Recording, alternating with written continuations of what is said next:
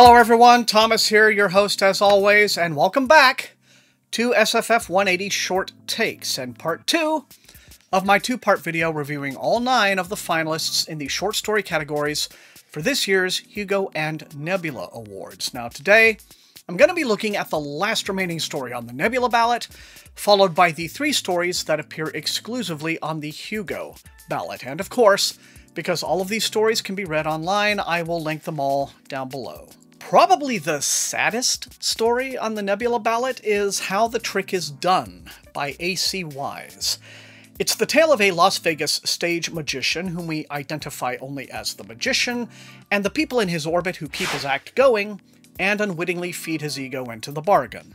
The magician's most daring stunt is a bullet-catching routine, but what the audience doesn't realize is that he is actually shot and killed during this act, but immediately brought back by his resurrectionist, a woman named Angie, whose powers are not sleight of hand, but very real. The story covers a lot of themes. Sure, there's the whole idea of behind every successful man is a woman doing the real work, but the story also works in a broader sense, addressing the hypnotic allure of wealth and fame, and how people with dreams and talent and ambition are drawn like moths to those with powerful charisma who can convince them that they can make those dreams real, while in reality, they're mediocrities who look down on their most devoted supporters as nothing more than tools for their own gratification.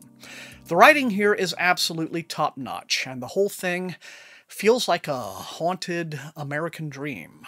Now, as I said, the final 3 stories in this episode are exclusively on the Hugo shortlist, and they are all from some pretty heavyweight names among SFF's emerging talents. First up, we have Blood is Another Word for Hunger, a grisly but ultimately redemptive piece of folk horror set in the Civil War South, in which a young slave woman named Sully, upon hearing that the master of the house has been killed in the war, promptly murders the rest of his family, 5 women in total.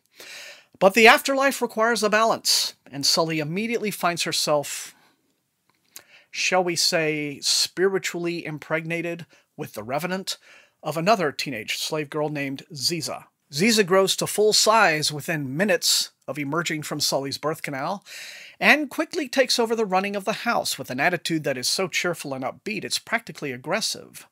Sully, on the other hand, remains in deep depression. Her murders have not brought her peace, and the trauma of her life as a slave only seems to repeat like a feedback loop as she continues to give rebirth to one dead slave after another, only much later finding, if not happiness, at least a sense of acceptance. A lot of readers seem to find the message here confusing, especially given Sully's inability to change and overcome.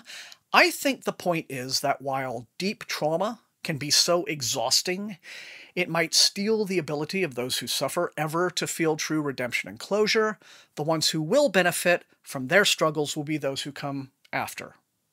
Or maybe not, but it's still a provocative story, very much in keeping with what we have come to expect from River Solomon. And next is the one truly great story among a generally impressive group of nominees overall. As the Last I May Know is a gut-wrenching tale by S.L.Huang, author of the Kaz Russell series, including Zero Sum Game. It's a story rooted in an actual idea about nuclear deterrence, and it's interesting to think that this would have been a story well suited to the 1980s, when the whole world was in a state of ongoing low-key anxiety about nuclear holocaust, but the moral issues it examines really are universal. Back in the early 80s, there was a Harvard law professor named Roger Fisher, whose expertise was conflict management and negotiation, and he floated an interesting idea about what might be an effective nuclear deterrent. What if, instead of just having the nuclear launch codes carried around in a suitcase, they were instead surgically implanted deep inside the body of a volunteer? I can't really imagine who would volunteer for that, but anyway, if the president decided he wanted to push the button, he would first have to kill this volunteer with his own hands and, you know, retrieve the launch codes that way. The whole idea, of course, is to remove the sense of ease with which you could theoretically vaporize a million human beings with the touch of a button, simply because They're just numbers to you. They're completely dehumanized. They are thousands of miles away, and you don't have to see them or look them in their eyes.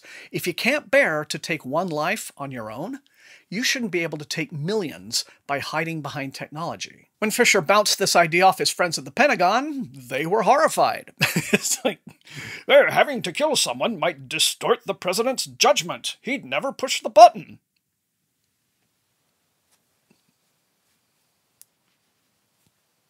Anyway, it all brings us to this story, which imagines a war-torn world in which this idea is the law, and the volunteer, just to rub it in, is a little girl named Naima, trained up by a group called the Order to fill this role. Now, it would have been so easy for a story like this to just faceplant into the worst kind of mawkish, emotional button-mashing, or being all up in your face with its important message.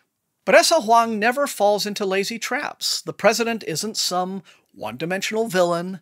Indeed, one of the more frightening implications of the story is that it's all too easy to imagine several real-world leaders right now so lacking in conscience that they wouldn't hesitate for a second. Nor is Naima's guardian from the Order anything like a righteous protector.